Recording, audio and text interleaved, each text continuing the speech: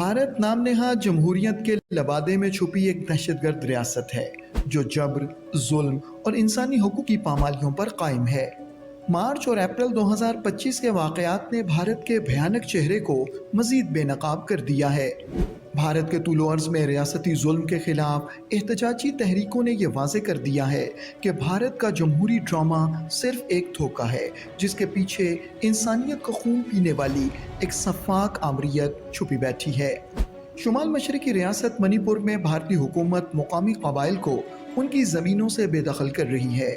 घरों को गैर कानूनी करार देकर मिसमार किया जा रहा है, बस्तियों को नजर आतिश किया जा रहा है और एहतजाज करने वालों को गोलियों का निशाना बनाया जा रहा है। इंटरनेट, मीडिया और दीगर मवासलाती ज़राए पर कदगनें आयद कर दी गई हैं ताकि इन मजलूमों की आवाज़ दुनिया तक ना पहुँच सके। मणिपुर ही नहीं बल्कि भारत की दीगर रियासतों में भी भारतीय हुकूमत के जुल्म जबर के खिलाफ एहतजाज का सिलसिला जारी है।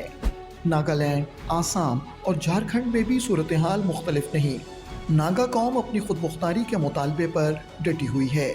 आसाम में बूडो कौम बेतार हो चुकी है, जबकि झारखंड के आदिवासी अपनी ज़मीनों पर कब्जे और सकाफती इस्तेहसाल के खिलाफ सरापा एहतजाज हैं। इन तमाम रियासतों में भारत से आज़ादी की तहरीकें हर गुजरते दिन के साथ जोर पकड़ रही हैं। भारत इन तमाम तहरीकों को बगावत या दहशतगर्दी करार देकर इन्हें फ़ौजी ताकत के बलबूते पर कुचलने की नाकाम कोशिश कर रहा है, मगर वो इस हकीकत को नज़रअंदाज कर रहा है कि ये तहरीकें भारतीय मज़ालिम के ख़िलाफ़ एक फितरी रद्द-ए-अमल हैं। भारत में रियासती मशीनरी मुकम्मल तौर पर हिंदुत्व दहशतगर्दों के मफादात के ताबे हो चुकी है। मुसलमानों, दलितों, ईसाइयों, आदिवासियों, सिखों और कबायली अक़वाम को दूसरे दर्जे के शहरी समझा जाता है। उनकी ज़बान, लिबास, इबादत, सक़ाफ़त और शनाख्त पर मुसलसल हमले किए जा रहे हैं। जब वो एहतजाज करते हैं तो उन्हें गद्दार, मुल्क दुश्मन या इंतहा पसंद कहकर जेलों में डाल दिया जाता है या कत्ल कर दिया जाता है। भारतीय मीडिया मोदी हुकूमत के हाथों यरगमाल बन चुका है, जबकि अदलिया भी मजलूमों को इंसाफ देने की बजाय हिंदुत्व के गुंडों को तहफ़्फ़ुज़ देती नजर आती है। भारत के तूलो अर्ज़ में जारी हालिया मुज़ाहरे महज एहतजाज नहीं बल्कि मजलूम अक़वाम की बेदारी और अपने हुकूक की बाजियाबी की तहरीक का हिस्सा है।